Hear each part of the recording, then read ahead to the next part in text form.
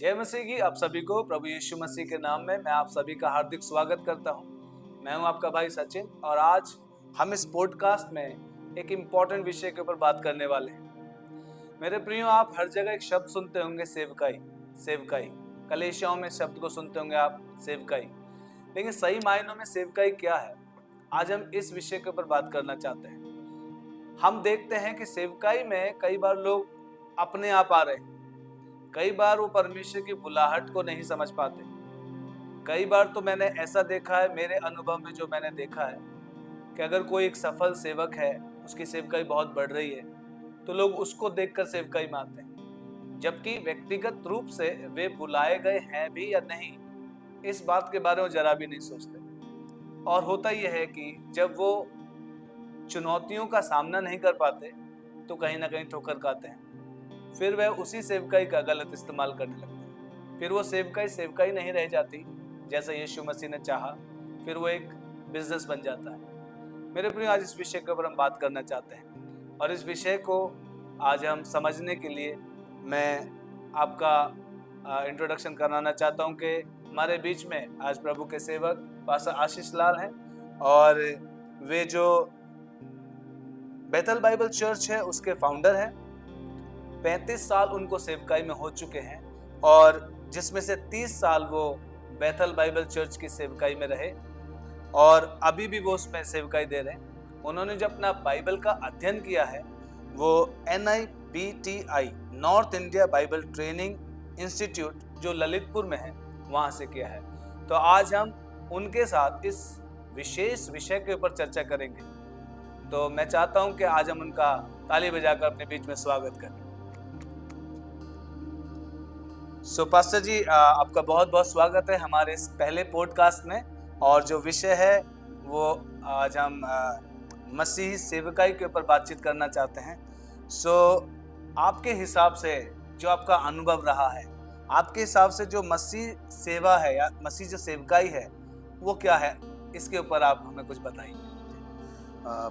सबसे पहले धन्यवाद पास्टर सचिन आपका कि आपने मुझे इस विषय पे बातचीत करने के लिए आपने मुझे बुलाया है। और मेरा विश्वास है कि जो परमेश्वर ने मुझे इन 35 वर्षों में अनुभव दिया है, मैं वो आपके साथ आज बांट सकता हूँ।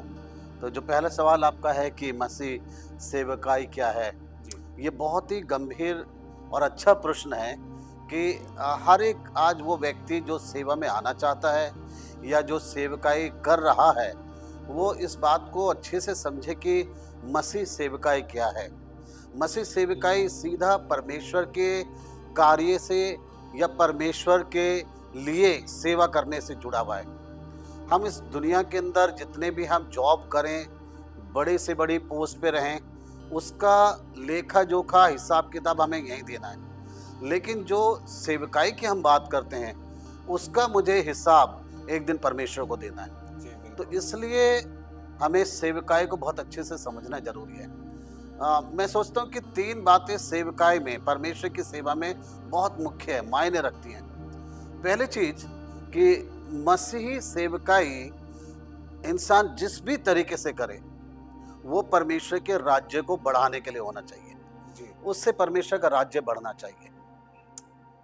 दूसरी चीज, मेरी सेवकाई के द्वारा जिस भी प्रकार से या जिस तरीके से भी या जिन साधनों के द्वारा मैं सेवा करता हूँ, उसके द्वारा परमेश्वर को महिमा मिलना चाहिए। ये बहुत आवश्यक है।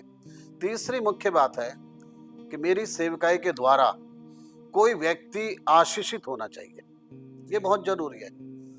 मैं अपने आप को आशीषित करने के लिए नहीं मैं सेवा में आया हूँ, मेरी सेवकाई के द्वारा दूसरे आशीषित हों। ये परमेश्वर ने जैसा अब्राहम से वाचा बांधी थी, तेरे द्वारा लोग आशीष पाएंगे, वो हमें बात याद रखना है, बहुत जरूरी है। अब जब हम अगर बातचीत करते हैं कि मसीह सेवकाई परमेश्वर के राज्य को बढ़ाना है, तो आज एक बड़ा प्रश्न मेरे मन में ये उठता है, जो आज हम वर्तमान समय में सेवाएं देख रहे हैं कि बड़े बड़े चर्चेस के अंदर भीड़ लगी हुई है, तो उसको देख के हमें कितना खुश होना चाहिए कि वो सच में प्रभु का राज्य बढ़ रहा है या नहीं बढ़ रहा। अगर हम ध्यान से देखते हैं तो उस भीड़ के अंदर अगर आप लोगों से पूछें तो वो किसी और चर्च के थे, वहां से निकलकर वो उस जगह आ गए क्योंकि किसी चीज ने उनको आकर्षित किया। शायद हो सकता है म्यूजिक हो, तेज साउंड हो, या भीड़, या और कोई चीज है। वो उस चर्च को छोड़कर वो इस चर्च में आ गए। तो इसमें हमने कहेंगे कि परमेश्वर का राज्य बढ़ रहा है। परमेश्वर का राज्य बढ़ने का मतलब होता है, जैसा प्रभु यीशु मसीह ने लूका 15 अध्याय में बताया कि जब एक पापी मन फिराता है तो परमेश्वर अपने दूतों के साथ स्वर्ग में आनंद मनाता है। कोई एक व्यक्ति एक चर्च को छोड़ के दूसरे चर्च में जा रहा है, वो बाइबल में कहीं नहीं लिखा है कि वो आनंद मनाता है। जब एक पापी मन फिराता है तो परमेश्वर का राज्य बढ़ता है और स्वर्ग में आनंद होता है। हम कई बार इस चीज में हम फंसे हुए हैं। मेरा सिद्धांत ये रहा है, इन 35 वर्षों की सेवकाई में मैंने कभी किसी को इस बात के लिए उत्साहित नहीं करा, नई कलीसिया में शिक्षा दी कि आप दूसरे कलीसिया के लोगों को अपने यहाँ लेके आओ। ये बोलो जाके कि हमारे यहाँ एक बार आके देखो। अक्सर लोग ये कहते हैं एक बार हमारे यहाँ आके देखो। मेरा सिद्धांत ये है कि मान लो अगर कोई नया व्यक्ति चर्च में आया और मुझे पता वो दूसरे चर्च का है, मैं दो रविवार उसको देखता हूँ। तीसरे रविवार भी अगर वो आया तो मैं उससे यही प्रश्न करता हूँ, आप यहाँ पे क्यों आ रहे हो? आप तो उस चर्च के हो। ये मेरा सवाल है। फिर वो बताते हैं वहाँ परेशानी है, यहाँ वहाँ ऐसा है, ये सब बातें। मेरा उनसे यही सवाल रहता है, आपको यहाँ आने की जरूरत नहीं है। आप अपने पास्टर के साथ बैठिए, लोगों के साथ बैठिए, बातचीत कीजिए और वहीं जाएं, क्योंकि वहीं पे आपने नया जन्म प्राप्त करा, वहीं प्रभु को जाना है। मैं बिल्कुल भी इनकरेज नहीं होता इस बात से कि कोई अपने चर्च को छोड़ के मेरे पास आ जाए। हाँ, विजिटर के रूप में 1 संडे 2 संडे आ सकते हैं, लेकिन वो हमारे ही आना चाहते हैं यहाँ, इस चीज के लिए मैं साफ मना करता हूँ। मैं अपने लोगों को भी नहीं सिखाता। तो मसीह सेवकाई हम ध्यान रखें, मसीह सेवकाई वही है जिसमें परमेश्वर का राज्य बढ़ रहा है, जिस सेवा से परमेश्वर को महिमा मिल रही है और लोग आशीषित हो रहे हैं। मैं ये जानता हूँ कि मसीह सेवकाई यही है। अगर मेरी सेवा से प्रभु को महिमा नहीं मिलती, लोग मेरे ही गुणगान करते हैं, तो फिर प्रभु की महिमा कहाँ गई? यूहन्ना का सुसमाचार जब हम पढ़ते हैं तो यूहन्ना बपतिस्मा देने वाले ने जब यीशु मसीह को अपनी ओर आते देखा तो उन्होंने लोगों से कहा, देखो ये है जगत, ये है परमेश्वर का मेमना जो जगत का पाप उठा के ले जाता है। लोगों का ध्यान यीशु मसीह की ओर कराया। वो समझ गए लोग मुझे ना जाने। और यूहन्ना 3 अध्याय 30 वचन में उन्होंने कहा, यूहन्ना बपतिस्मा देने वाले ने, अवश्य है कि वो बढ़े और मैं घटूं। हर सेवक की यही अभिलाषा होना चाहिए। तो यह है मसीह सेवकाई। बहुत ही अच्छा आपने समझाया पास्टर जी। जैसे कि आपने एक बात कही, ये मैं भी इस चीज़ को नोट कर रहा हूँ कि लोग जैसे एक चर्च से दूसरे चर्च जाते हैं और वहाँ के जो सेवक लोग हैं वो उनको एक बार भी पूछते भी नहीं, क्योंकि हो सकता है उनका इरादा शायद है कि भाई भीड़ बढ़ जाए।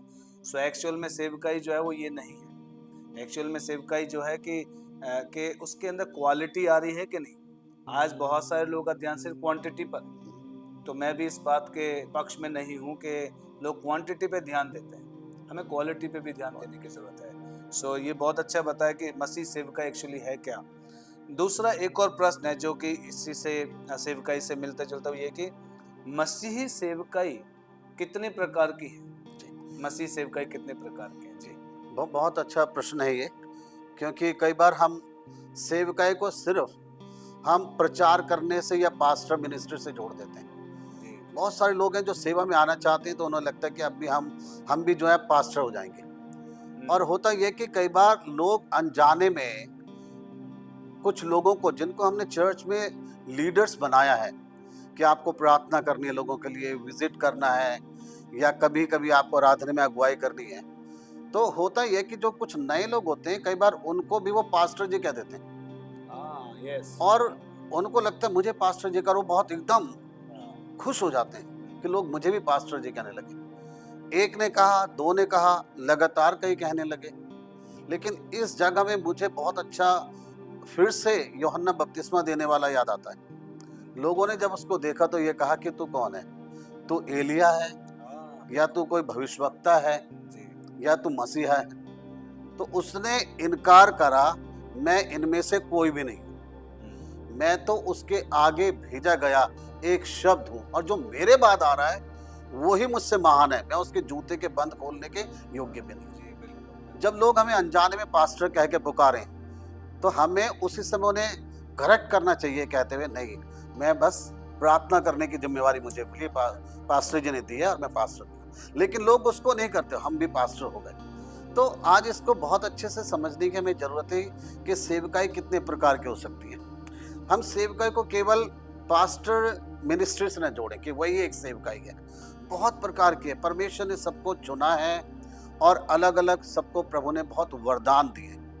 मसीह सेवकाई जो है वो है प्रचार की शिक्षा, प्रचार करना, बाइबल से शिक्षा देना। बहुत सारे लोग हैं जो बड़ी अच्छी बाइबल शिक्षा दे सकते हैं, बहुत अच्छे से सिखा सकते हैं, प्रचार कर सकते हैं। परमेश्वर ने उनको यही दिया। वो गा नहीं सकते, म्यूजिक नहीं बजा सकते, लेकिन वो ये कर सकते हैं। मेरे अपने जीवन का अनुभव यह है, जब मैं पढ़ता था, मैं प्रचार करने से बहुत घबराता था, बहुत डरता था, कैसे होगा कैसे होगा।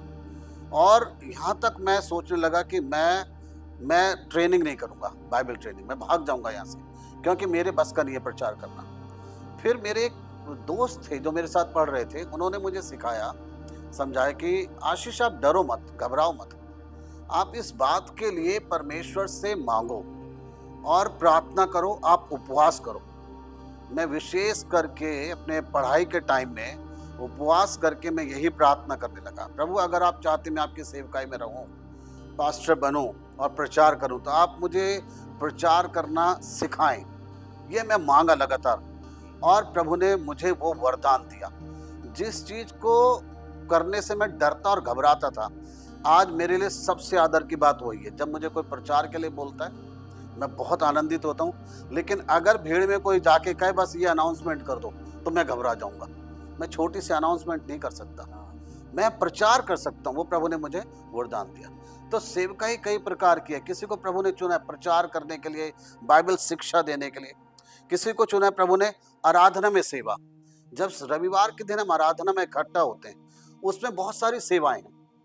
तो आपको देखना है कि प्रभु ने आपको क्या वरदान दिया है, क्या आप कर सकते हैं। बहुत सारे बहुत अच्छे गीत गाते हैं, बहुत सारे बहुत अच्छे लोग अच्छा इंस्ट्रूमेंट बजाते हैं। जो बहुत अच्छा इंस्ट्रूमेंट बजा रहे हैं, जरूरी नहीं है कि वो गा भी सकें, लेकिन केवल बजा सकते हैं। और बजा जिसके लिए रहे हैं वो है परमेश्वर, वो प्रभु के लिए करें, वो भी एक सेवकाई है। वो सेवकाई कोई भी छोटी और बड़ी नहीं है। जैसा मैंने आरंभ में कहा, हमारी सेवकाई से परमेश्वर को महिमा मिलना चाहिए। तो चाहे मैं कुछ भी करूं, प्रभु का नाम बढ़ना चाहिए।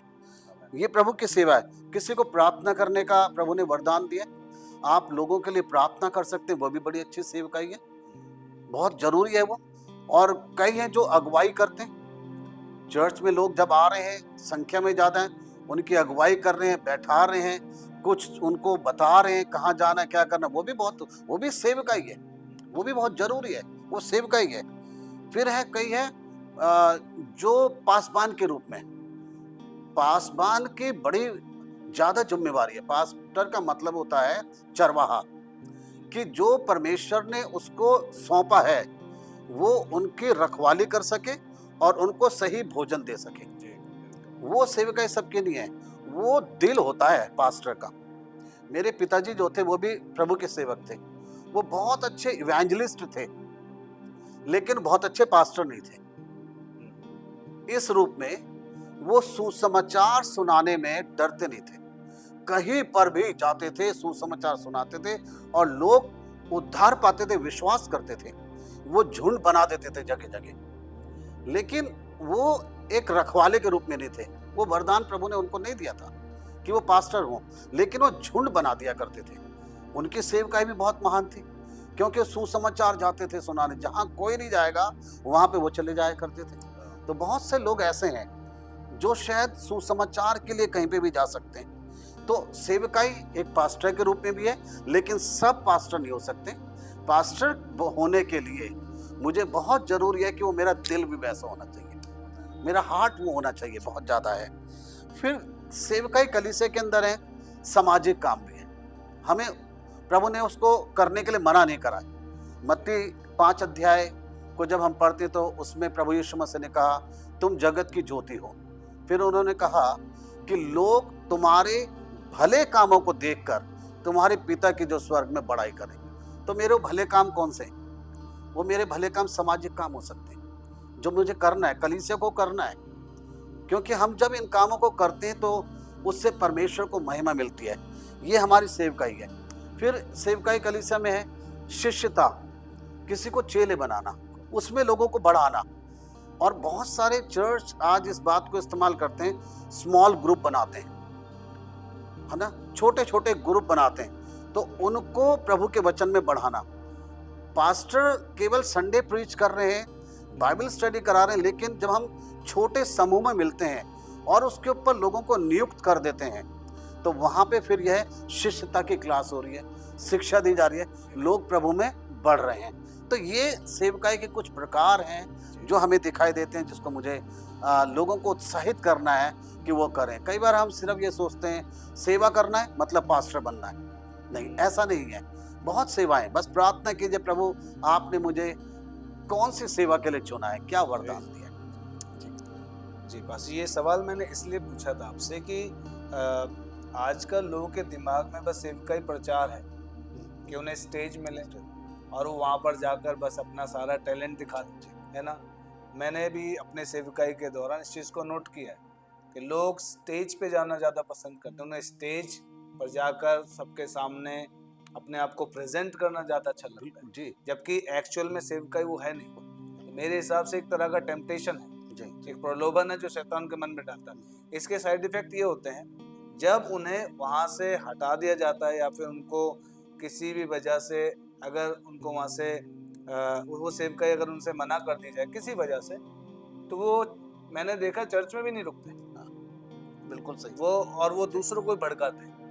तो इसलिए मैंने आपसे सवाल पूछा था कि आज की जो सेवकाई के प्रकार कौन कौन से हैं, क्योंकि सबको बस आज एक प्रचार करना, गाना गाना या बहुत बढ़िया बजा के लोगों को दिखाना, ये गलत नहीं है, लेकिन जैसे आपने शुरू में बताया ये सब कुछ परमेश्वर की महिमा के लिए होना चाहिए।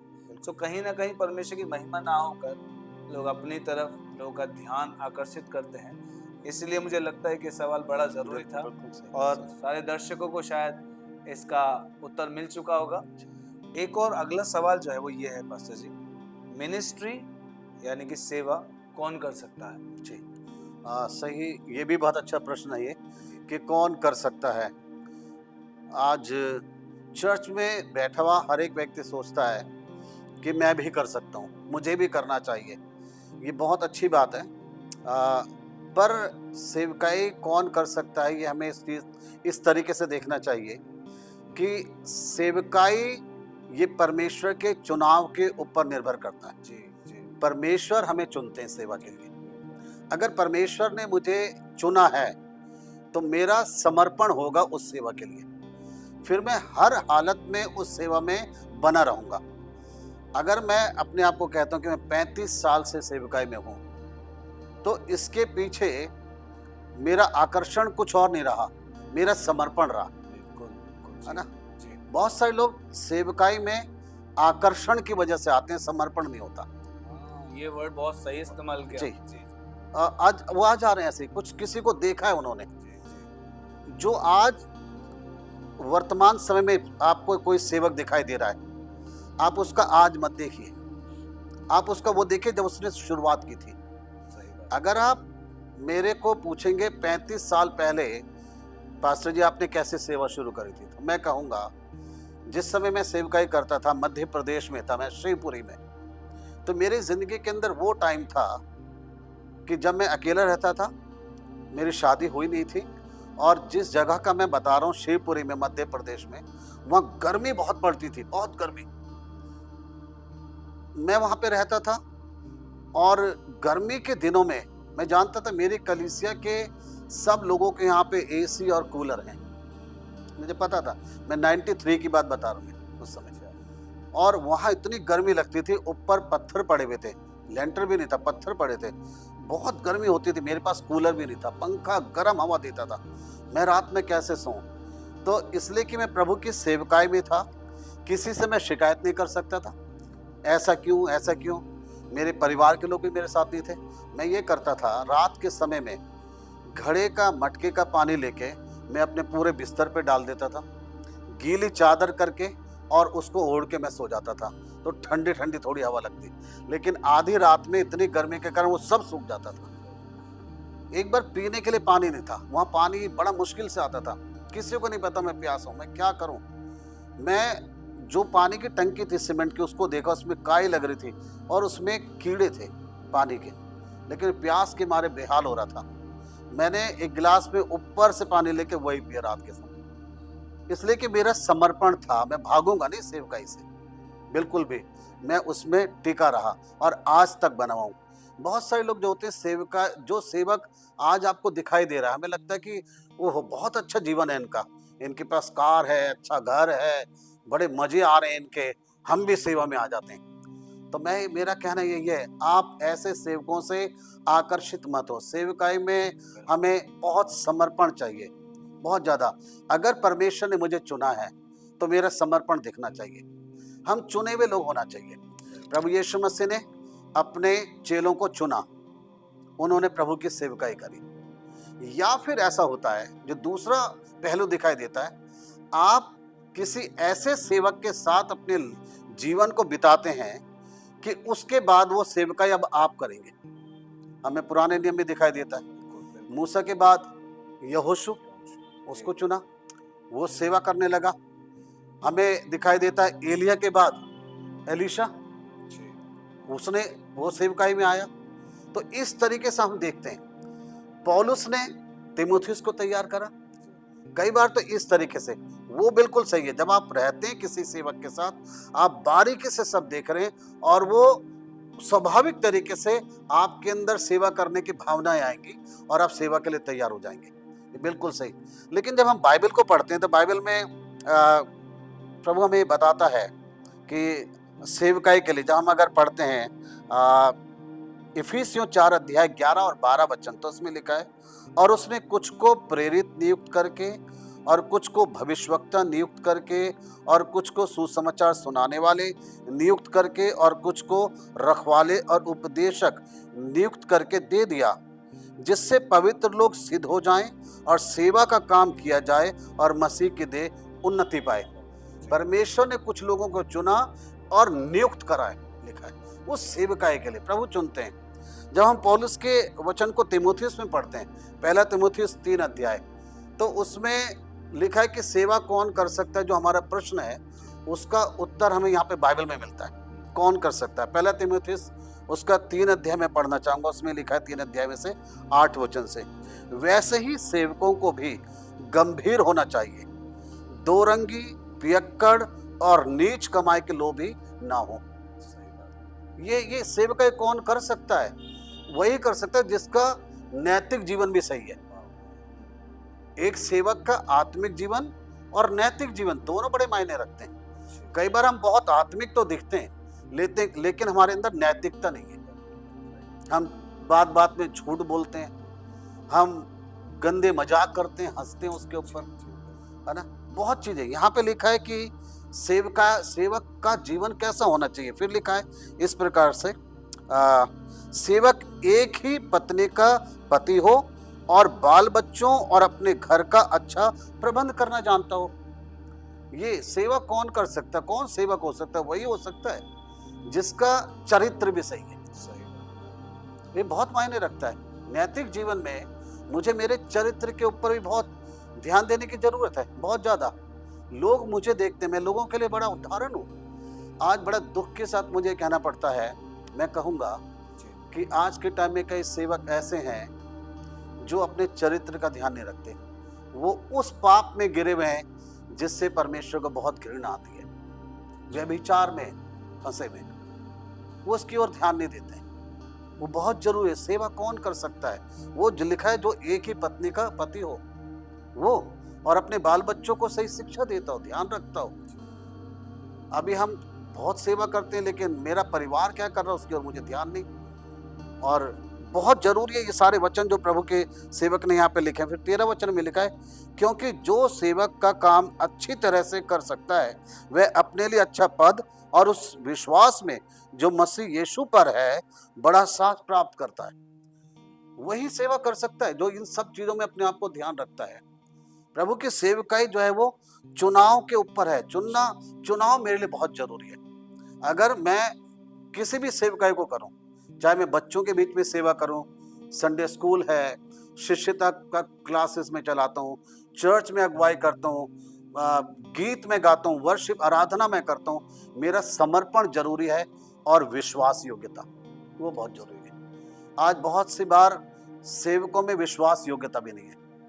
वो बहुत जल्दी भटक जाते हैं, कभी इधर कभी उधर। एकदम जहां आपने सीखा है, समझा है, जाना है, वहां के प्रति विश्वास योग्य बने रहें। परमेश्वर के प्रति, परमेश्वर के काम के प्रति विश्वास योग्य बने रहें।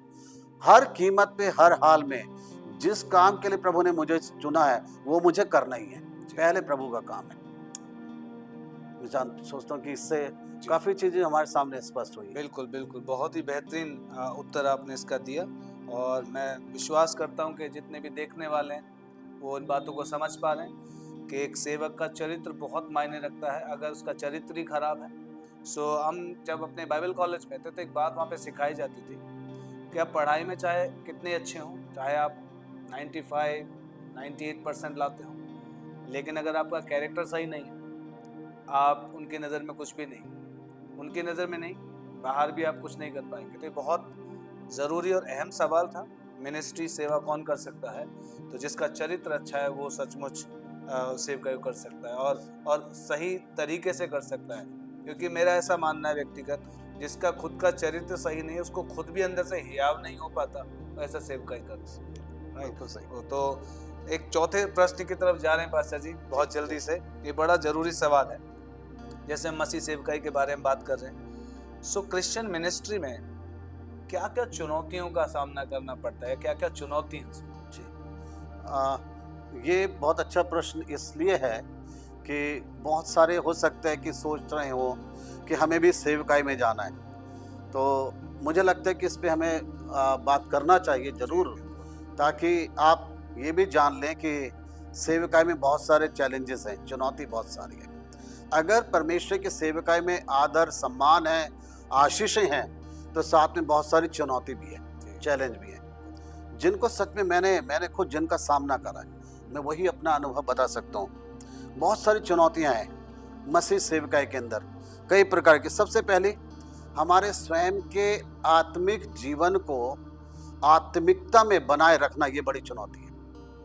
मैंने जो शुरुआत करी है मैं आखिरी तक वैसे ही बना रहा हूँ, और संत पौलुस के समान मैं कह सकूं कि मैंने अच्छी कुश्ती लड़ी है, अपने विश्वास की मैंने रखवाली की है। बने रहना एंड तक। एक जगह और प्रभु के वचन में ये आया कि तुम अपने उन सेवकों का अंत देख के अनुसरण करो। अंत वो कैसा है? कई लोग हैं स्टार्टिंग बहुत आत्मिक करते हैं, बहुत अच्छा जोश के साथ, शुरुआत बहुत आत्मिक है, लेकिन जैसे जैसे समय बीता है वैसे वैसे वो पूरी तरीके से संसारिकता में लिप्त हो गए, क्योंकि बहुत बढ़ गया काम, पैसा आ गया, तारीफें होने लगी, तो अब साथ में और चीजें भी आ गई। फिर बहुत सारी चीजें, पहले हम साइकिल पे करते थे सेवा, प्रभु ने कार दे दी है, बाइक दे दी है, बहुत कुछ दे दिया, अब सब कुछ ढीलापन आ गया।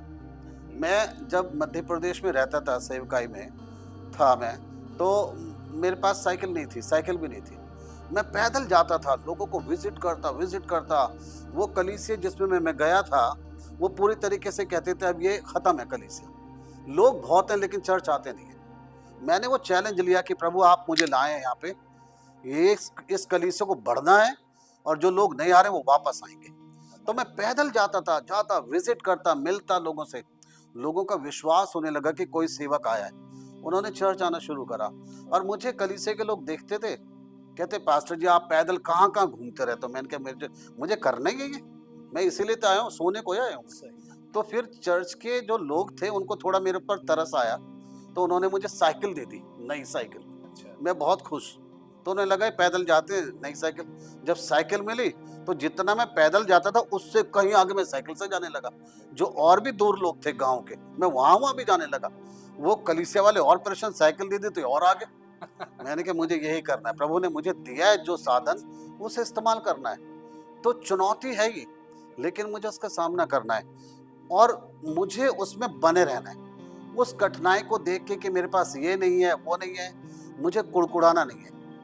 मुझे उस चुनौती का सामना करना और मेरी आत्मिकता बनी रहेगी। मेरी आत्मिकता तो पहली चुनौती यह सेवकाई में, हम कई बार अपनी आत्मिकता को बहुत जल्दी खो देते हैं जब कुछ नहीं है। दूसरा एक और चुनौती वो है व्यक्तिगत चुनौती। वो ये है कि जो कि अपने परिवार से आती है हमें, कि परिवार के साथ शायद हम संतुलन नहीं बना पा रहे। पत्नी की कुछ शिकायतें हैं, मैं उसको नहीं पूरा कर पा रहा, मैं समय नहीं दे पा रहा, इतना मैंने अपने आप को व्यस्त कर लिया है, बहुत व्यस्त हूँ मैं, ये चुनौती है। और उनके लिए मैं कुछ नहीं कर पा रहा।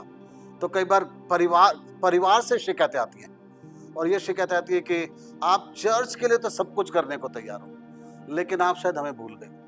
तो वो एक बड़ा चुनौती है सेवकाई के अंदर प्रभु के सेवक के लिए, कि कई बार इसका भी हम लोग सामना करते हैं। एक और है, और वो है सामाजिक चुनौती। समाज की तरफ से वो बहुत सारे लोग आपकी आलोचना कर सकते हैं, बहुत सारे लोग आपको गिराने की कोशिश कर सकते हैं, और कई बार कहते हैं कि इनको तो कुछ काम है नहीं, बस यही करते रहते हैं। ये बहुत सारे आपके ऊपर लांछन लगा सकते हैं, आरोप लगा सकते हैं, कई चीज़ें हैं। कई आपको पसंद करेंगे, कई नहीं करेंगे। ये सब चुनौतियाँ जिसका हमें सामना करना पड़ता है अपनी सेवका में। लेकिन इन सब के बाद भी मुझे सेवा में बने रहना है। ये सब कुछ होगा, ये सब कुछ होगा, लेकिन मैं बना रहा हूँ। किसी को मुझे कोई तारीफ कर रहा है तो मैं ज़्यादा फूल ना जाऊँ, या कोई मेरी तौहीन कर रहा है या मुझे क्रिटिसाइज कर रहा है तो मैं टूट ना जाऊँ। मुझे बने रहना है प्रभु में बहुत ज़्यादा। ये क्या चुनौती है। फिर है कई बार चैलेंज हमें मिलता है, चुनौती मिलती है, कठिनाई आती है। वो है जो कलीसिया में, चर्च में हमारी टीम है खुद की, चाहे वो म्यूजिक टीम है, वर्शिप टीम है, या कुछ और टीम बना रखी है, तो उस टीम में कई बार मतभेद हो जाता है और वो आपस में सही नहीं है। और कई लोग ऐसे समझने लग जाते हैं कि पास्टर उनको ज़्यादा पसंद करते हैं, उनकी तारीफ करते हैं, मेरी नहीं करते। मेरे काम को कभी अप्रिशिएट नहीं किया जाता है, हम भी तो उतना ही करते हैं। जब टीम में ऐसी बातें होती हैं तो पास्टर के लिए बड़ी परेशानी है। मुझे तो दोनों चाहिए, क्या करूं मैं, क्या करूं? तो मुझे संभालना है, उनको भी संभालना है ना। ये वाली चुनौती कलीसिया के अंदर से भी है। और फिर है कई बार कि आपने कुछ प्लान बनाया है अगले साल के लिए, और विश्वास के आधार पे आपने वो प्लान बना लिया, टीम से बात कर ली है। अब आपके सामने चुनौती को पूरा कैसे होगा। मैंने बड़ी बात रख दी आगे, मैं ये करना चाहता हूँ, आने वाले साल में हम ये करना चाहते हैं, इस तरीके से करेंगे। अब वो चुनौती है कि वो पूरा कैसे हो। बस हमें ऐसे प्रार्थना करने वालों को ढूंढना है ताकि वो सेम उस दर्शन को लेके मेरे साथ प्रार्थना करें, सेम उस बोझ को लेके वो प्रार्थना करने वाले रहें। ऐसा नहीं कि सेवक अकेला ही उस बोझ को अपने ऊपर ले ले, और जब अकेले आप ले लेंगे अपने ऊपर तो आपके लिए बहुत मुश्किल हो जाएगा। तो वो चुनौती हमारे लिए है कि किसके साथ मैं अपने दर्शन को मैं बांट सकता हूँ, किसके साथ अपने बोझ को मैं बांट सकता हूँ कि आने वाले टाइम में हम ये करना चाहते हैं। तो ये कुछ इस प्रकार की हैं चुनौतियाँ। और आजकल एक और जो लोग सेवक सामना कर रहे हैं वो है कि शायद सेवकों के पास प्रॉपर तरीके से आर्थिक मदद नहीं पहुंच रही है। बहुत सारे लोग ऐसे, और फिर इस वजह से वो इधर उधर जाते हैं। लेकिन अगर मैं सच में एक चुनाव के साथ कि प्रभु ने मुझे चुना है और मैं सेवा में आऊँगा तो प्रभु मेरे लिए इंतज़ाम भी करेंगे। लेकिन अगर मैं जज्बात में, भावुकता में या किसी को देख के आ गया तो जब ये वाला चैलेंज आएगा तो फिर मैं पैसे के लिए सोचने लग जाऊँगा। अब मैं पैसा कैसे कमाऊँ, अब मैं पैसा कैसे करूँ। फिर सेवकाई अलग चली जाती है। फिर मुझे ये लगता है कि हर तरीके से बस कैसे मुझे पैसा मिले, कैसा मिले।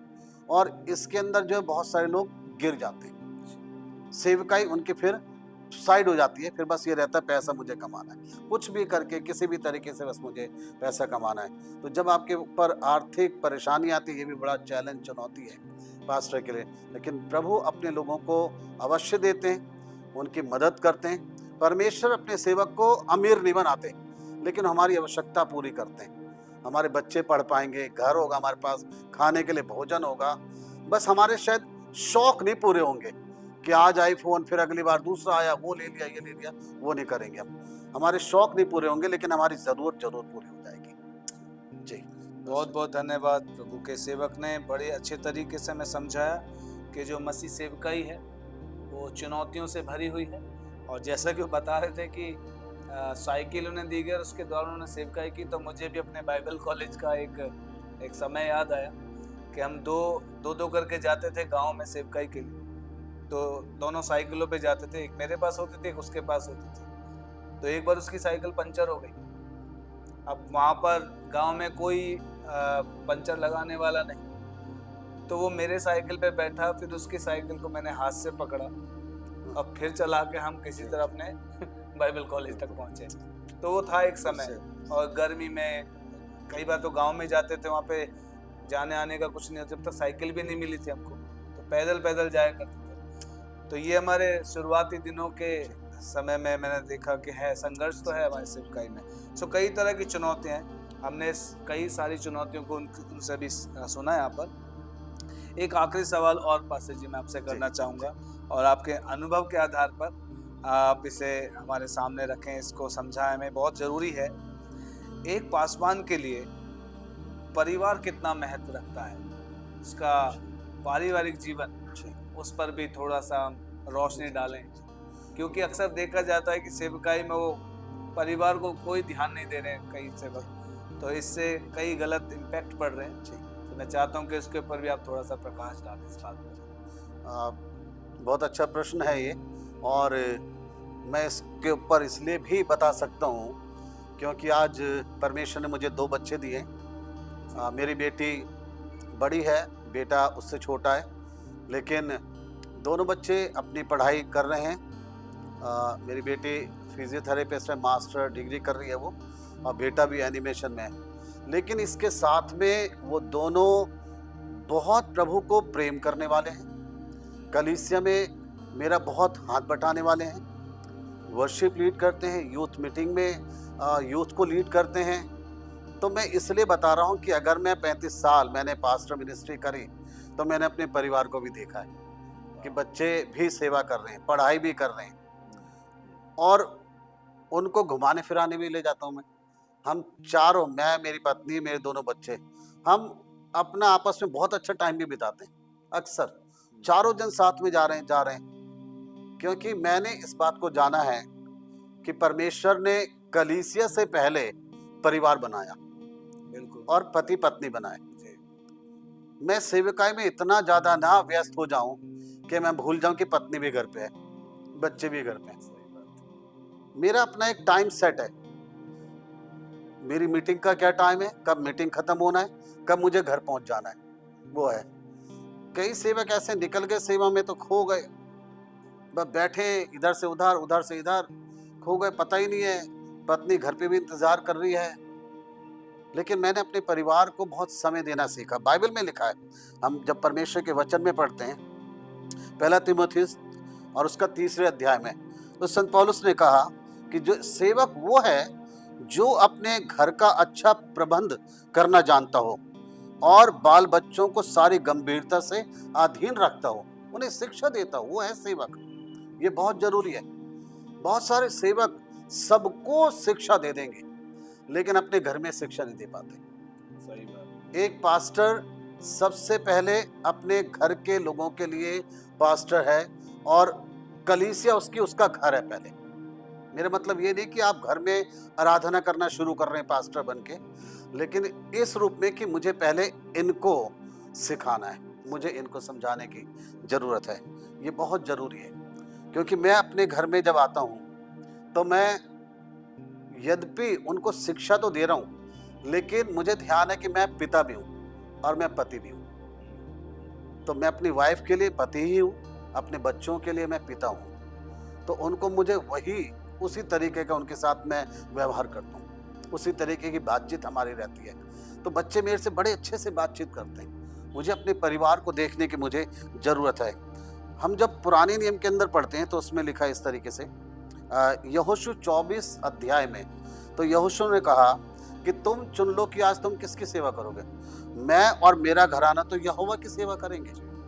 परिवार को मिल के सेवा करनी है। मैं अकेला पास्टर कलीसिया में सेवा नहीं कर सकता, मेरी पत्नी भी मेरा साथ देगी और वो देती है, बच्चे भी साथ देंगे, और वो तब होगा जब मैंने उनको तैयार करा होगा, जब मैंने उनको सिखाया होगा कि करना है।